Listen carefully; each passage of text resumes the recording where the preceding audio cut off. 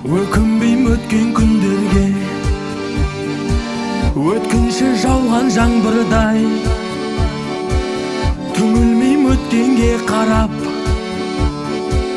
ай бәлкім өмір осындай. Ертеңді ойлап термеліп, несібе іздеп тентеріп, шіркін бұл жалған өмірде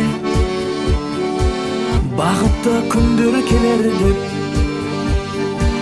Аяттың өмір осындай, теңіздің ащы суында, өмірдің бұлағын іздеп, таңдайын құрғайт су таппай.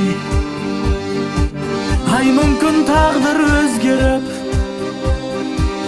бұлақтың көзін тапқандай, қанатын